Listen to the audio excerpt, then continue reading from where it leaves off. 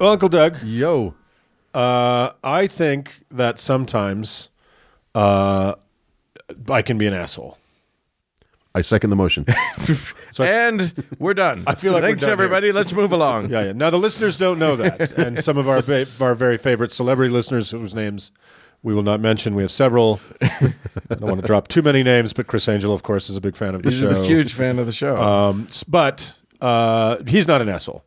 But there are men out there who are arseholes and can be arseholes. Yes. Well, in point of fact, we can all be assholes. You bet.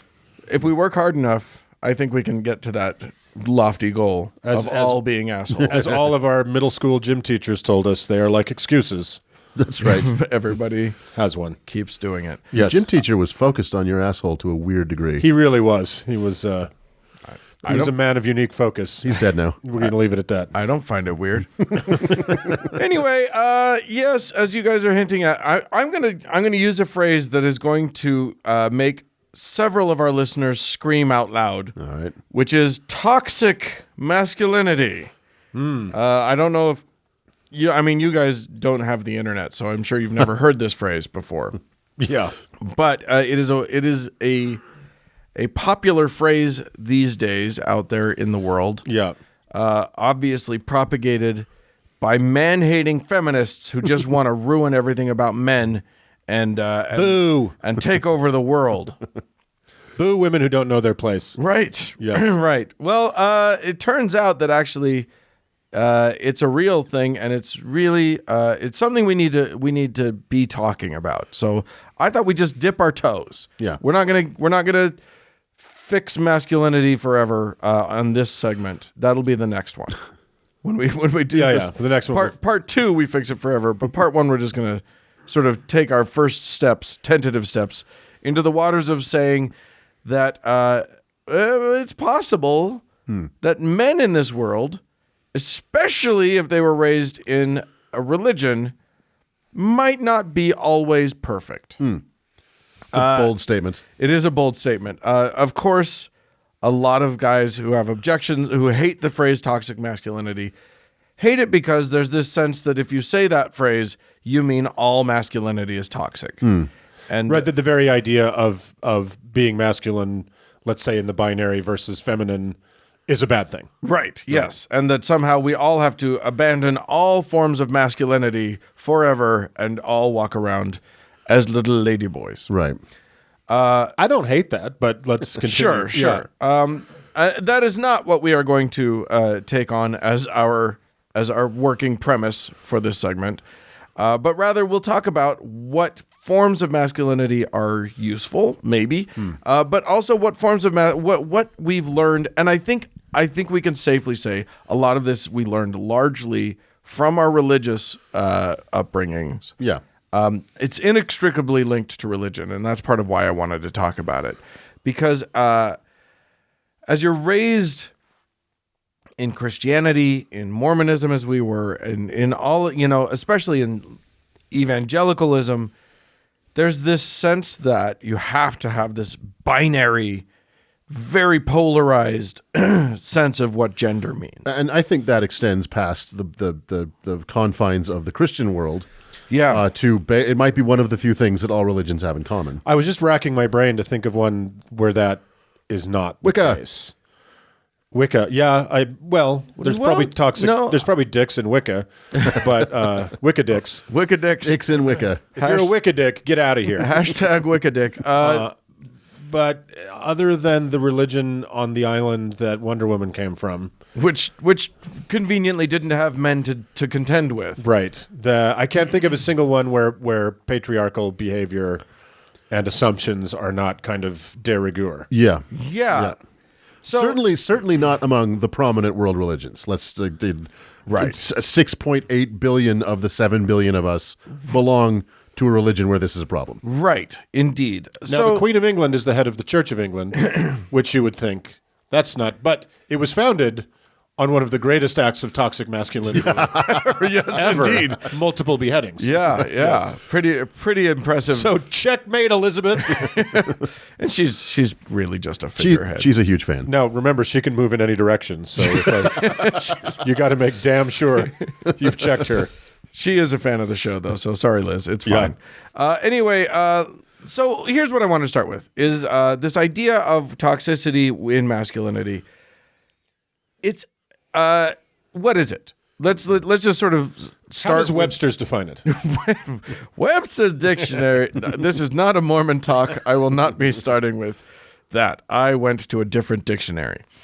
So let's talk about a few of the sort of hallmark problems that men face, especially in modern society, that become problematic in masculinity. And again, gentlemen listening at home, this does not mean that you're a bad person. We're not talking about all men are bad, but like we have some issues, and they're kind of things, they're wounds that were inflicted on us that we then sort of carry forward, and we need to talk about that. Yeah. So the first sort of root problem in masculinity, the thing that causes toxicity, is repression of feelings. So sadness, fear, insecurity, all of these things, we were trained from boyhood not to express, but rather to internalize our feelings and keep them to the side. I mean, boys don't cry. But that's in the binary context of men are steely-eyed providers, Right. and women are weepy kitchen workers, Right. Yeah. Kitchen. Sorry, that was kind of how we were raised. Right. Yeah. Yeah. Yeah, we were raised in a very 1950s Americana sensibility. Yeah. I think. And I think a lot of people, even people who have left their religion and sort of ditched out on a lot of the bad ideas of their religion, still, when their boy falls off of his bike, encourage him not to cry about it. Encourage him to toughen up. Hey, you can take this. You can handle it. You're all right. Yeah. As opposed to, oh, you got hurt? Let me nurture you. Let me hold you. Let me cuddle you. And it's okay to be upset about getting hurt. And you can cry. Right. Yeah. This happens constantly now, and in context, and I think it's almost knee jerk at this point. It's how we were trained. It's how we were raised. Our dad used to beat us when we got hurt. Right. Seriously. Yeah. True. The beating was worse than getting hurt. That's So right. you're just like never reveal that you're in pain. Exactly. Right. Right.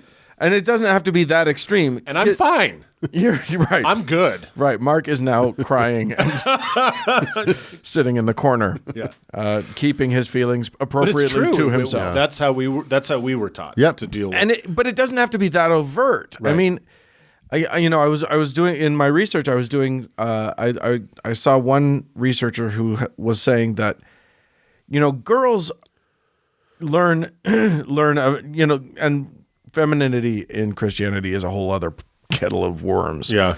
But I wanted to talk about this because I think it's important that men hear from other men on this subject. Right. But girls sort of really learn their most wounding lessons about how they're not supposed to talk, how they're not valued and stuff. Somewhere around, in the years around 10 to 14 years old. Boys learn this lesson closer to 5. Really? That's when the wound in boys is actually internalized. So it's actually much more deeply embedded. I don't know if it's more deeply embedded, but it happens so much earlier. Mm-hmm. And I would hesitate to speak for the female experience in that context. right. But I don't have memories of being nurtured and then taught to be. So I'm agreeing. I don't have a memory of not being told to suck it up. Right. And be a man. Right. And what this leaves us with is an inability to express in healthy ways our emotions, to reach out for help, Right. which is something all humans need. Like, humans do so much better when we engage with each other rather than stick to ourselves. It's just a fact of human psychology. So we end up, and then we end up as men, we use women. So straight men especially use their women as their emotional crutch, as their only emotional outlet, because they know they can't go to other men for help. So, if God forbid their father dies or their mother dies, something very important happens to them, they either have no one to go to, or they just heap it entirely on their spouse, and that poor woman just has to take it all in, even if she's got her own feelings. And her going training typically has been that she has to do that. Right. So these dysfunctional relationships go on for decades. Right. And till death, oftentimes. Yes. Okay. So boys don't cry, be a man, all that stuff. It's that's the first sort of damage. That's where this comes from. Ironically, so then there's this. So when you can't express your pain, your frustration, your sorrow, what ends up happening is that it all turns into anger. Because that's the one negative emotion that men are allowed to express. Mm. And suddenly, if someone hurts your feelings, you lash out. If if you experience sorrow, you lash out. If you didn't get the job, you lash out, and it becomes this expression. The only expression that's available to these men is anger, and that ends up being, then someone gets hit, or someone violence ends up being often. Even sometimes even worse is this constant fear of the hit. Yeah. Living in a state, which we definitely grew up in this world, living in a state of potential explosion at any time, and the toxicity, that fear that people live in around angry, dangerous people, right, it's hell on earth. And it's violence, a terrible world to live in. And violence doesn't have to be physical to be every bit as damaging. Right. Violence can be emotional violence. It can be verbal violence, and that can have just as much of a damaging effect on the people around you as physical violence. So we don't need. It's you're not off the hook just because you don't punch somebody. It's a good place to start. It's a good place to don't punch somebody. It's called harm reduction. Let's start with that. And work backwards. But also just know that, like, when people are living in fear of you just blowing up at them, it's terror. You're terrorizing. They're still living in that same headspace. In the modern professional world, you can lose your job for creating a hostile work environment. But, right. How many millions of people live in that household environment every day? Yeah, exactly. I would say a lot. Yeah. I would say it's a huge percentage of people. Now, we also had our mother was also bananas, and she was very dangerous. But above her was this massively powerful masculine force that could, go off at any second. Right. And we lived in constant fear of that. Yeah. So, so obviously this is a problem that sort of pervades every part of your life if this is something that you don't deal with in a healthy way. And as you say, Doug, it's not just your home life. If you are exhibiting these, if you're unable to deal with your emotions in a healthy way, right, these anger problems will come out in your work. They will come out everywhere. In your personal friendships and of course. Exactly. With strangers on the street, road rage and bizarre explosions of anger in public. And, you'll start harassing a stranger who, acts in a way that you don't understand. All he's trying to do is play his drum on the mall, and you're going to stand in his face with a fucking hat on. Yeah, exactly. Sorry, I'm not over that. So then there's this sense, and this is something that is taught. It's funny. I went to some very ugly parts of the web that purport to be. Here's the thing. I think everybody understands that there's a problem with masculinity right now. The real issue is that the biggest people who are providing what they're calling solutions to this are Christians who are like all about manliness and masculinity. Reinforcing the whole idea. Reinforcing everything that's wrong. Everything, like basically saying that this is, and so it becomes about, living a life that is dominant and strong and being an alpha and never being a beta. Like, why would you be a beta? Then you're not a real man. Cuck. And yeah, exactly. All of this sort of thing, it's all about denying your emotions, and they've got all these things about, the 3 P's of masculinity: protection, provision, and I don't remember what the other one is, but it's like it's you protect your Petticoats. family. Yeah, exactly. You protect your family and you provide for your family, and those are your jobs. Right. And God forbid your wife does better than you in the workforce. Well, I'm sure you're going to talk about this, but I think the through thread through all of it, and I'm sure that's where we're heading, is it's the objectification of women, the subjugation and objectification of women, along with these toxic, ideas about emotions. Right, because they're not your equal. They're not someone. No. They're certainly not your equal. No. They are this entirely other species. Right. They are your pet.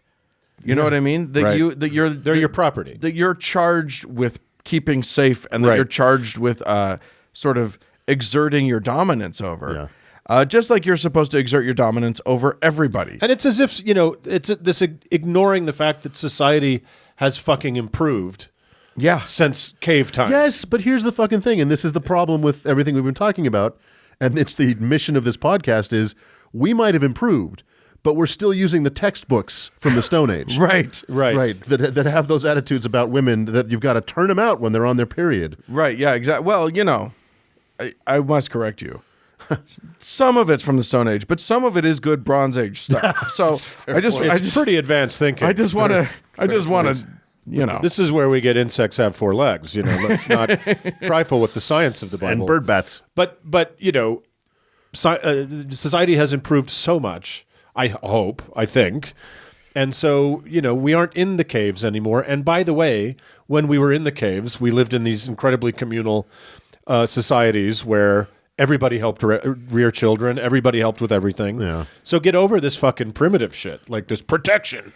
Well, and it becomes this thing about like competition is so important and so great. And if you're not teaching your boys how to compete, how to be the best, how to be great, then what are you even teaching them? Right. And and what they're not like taking into one of the things that we're learning as we actually like deign to let women into the workforce and whatever is that guess what?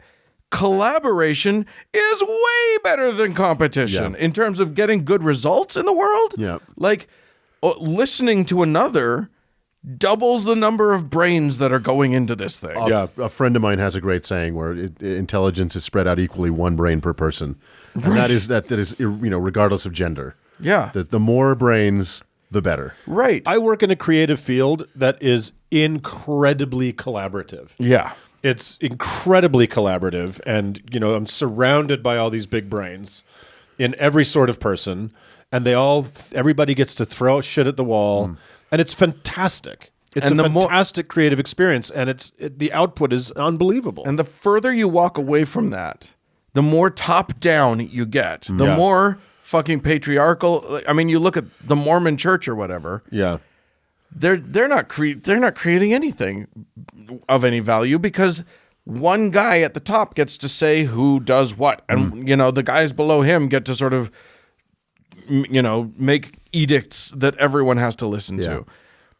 It's I was listening to a podcast, one of these good masculinity podcasts or whatever. Don't do that. Do not listen to these guys. There's so many popping up everywhere. There's the Tribe of Kings is here in Utah. Have you seen the billboard for that on I-15? No. It's spelled with a Y somewhere in there. I'm not sure if it's Tribe or Kings that has the Y, but it's. This is supposed to be like we're reclaiming our manhood. And they probably just misspelled it. I was listening to this guy talking about how he goes to the gym. You got to keep in shape. You got to go to the gym, and he goes to the gym, and you got to be the best at what you're doing. Every time I go to the gym, I'm trying for a personal best on everything that I'm doing.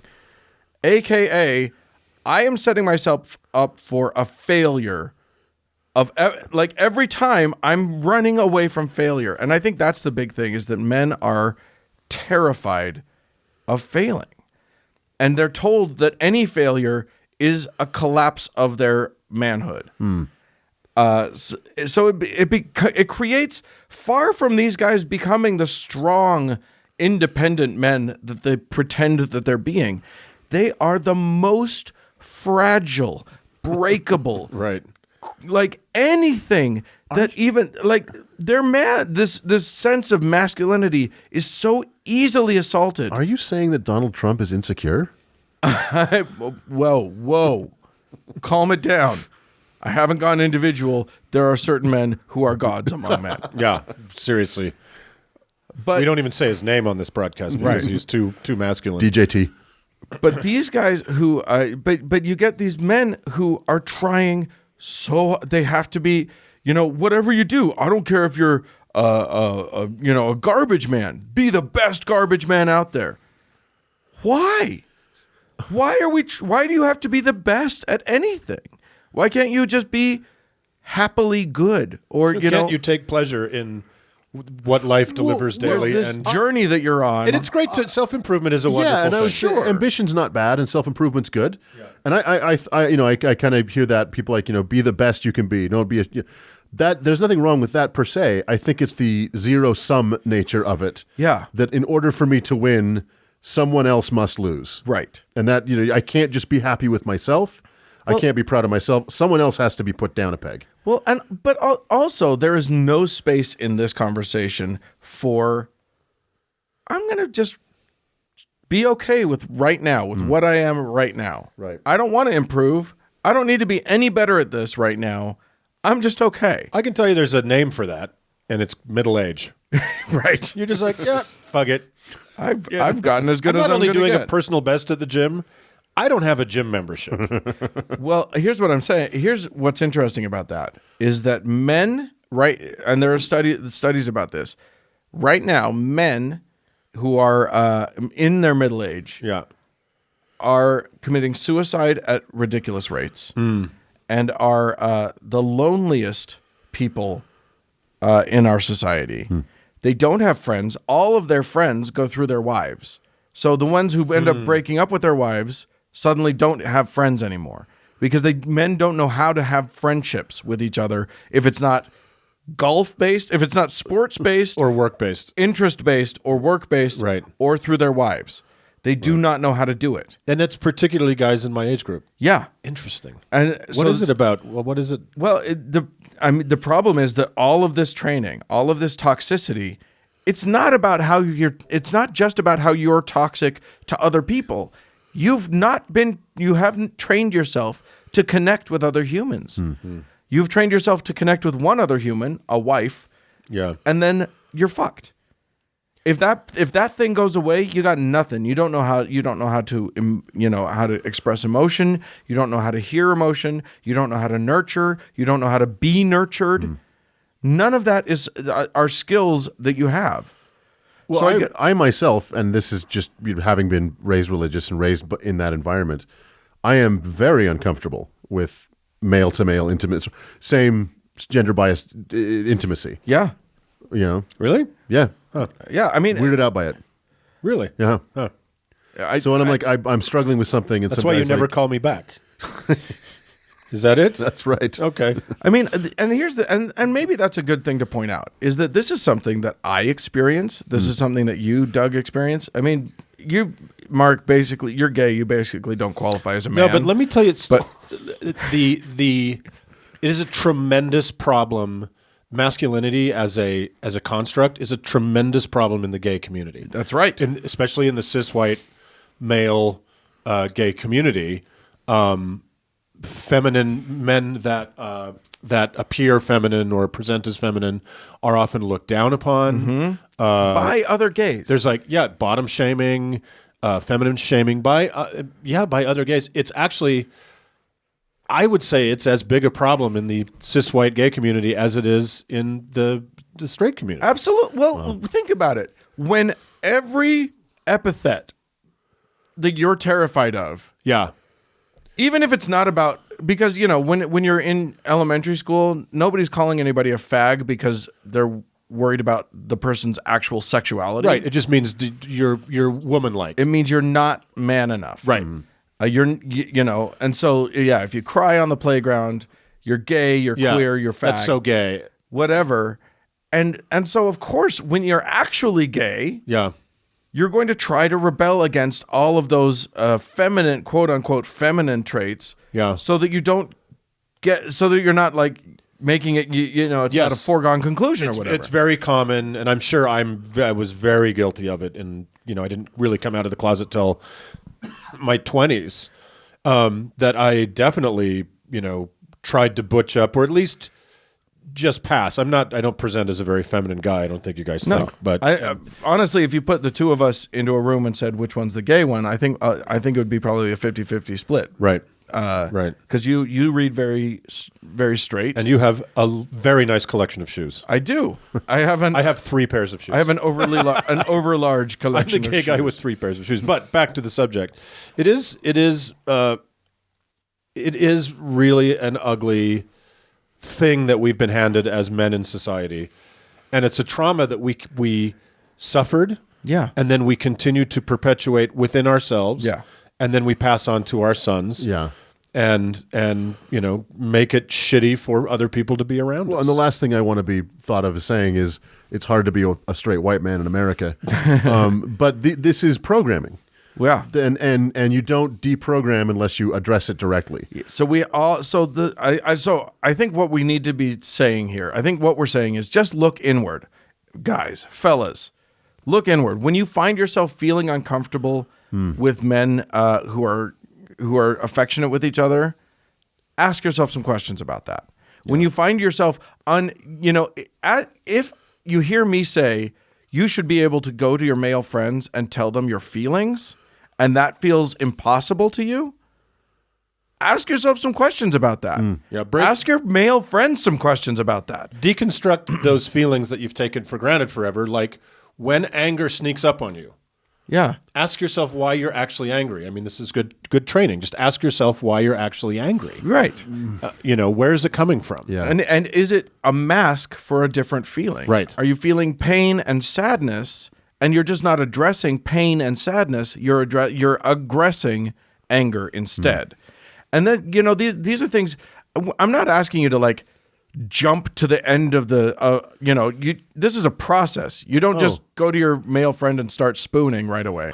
But just ask the questions. I don't know. See how he reacts. Sure. I mean, if he's into it, that's how I met my husband. Green light. That's fine. No, but I like I said, I have trouble with intimacy with other males. I'm going to hug you so long after this. But I know that I have that, and I don't expect to ever really get over that entirely. I mean, I that's a struggle I have, but I wouldn't be surprised if in my 80s I still have anxiety about it. This was programmed in me at a fundamental level. Right. Like I say, this started when we were 0. Yeah.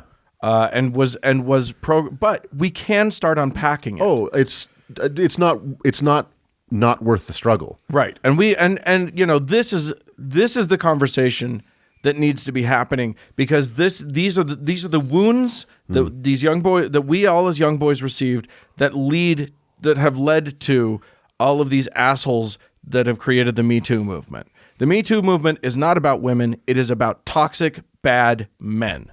Right. And it is about men who can't control themselves, and it's about men... Or don't even try. Or just their presumptions about the world is that they're doing nothing wrong. Right. Right. They can't even believe that they're doing something I have wrong. a friend, a woman who went on a Tinder date recently with a guy who was nice. The entire night, she had a great time. She had a little too much to drink, said, I need to get home, but I can't drive. He was like, well... He managed to get her back to his hotel room. He said, I'll drive your car to my hotel. We can just have some water there, and then you can sober up.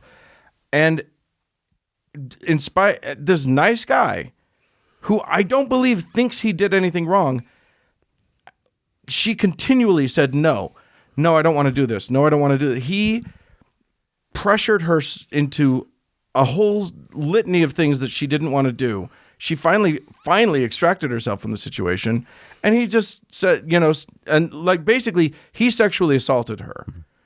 And then the next day sent her a, hey, what's up message. Yeah, because he didn't think he was doing anything wrong. He had no idea. Yeah. He had sexually assaulted a woman and thought that it was just okay behavior. That's where we're at. Right. So think about what I do this all the time myself. What is my motivation for behaving this way? Yeah. Why am I really mad right now? Am I really mad at my husband, who I love deeply, and who cares about me so much, or am I mad about something that's not even in his control? Right. And so, as our sponsor G.I. Joe says, knowing is half the battle. Yes, indeed. And maybe we should just so that's a great point to leave it. The G.I. Joe dismount. Yes, indeed. Yeah, that's a standard thing. Because G.I. Joe has nothing to do with shitty masculinity in this country. There's a lady G.I. Joe. I saw it. We need a new I sponsor. masturbated to it once. Oh my God. Okay, and with that, we move on.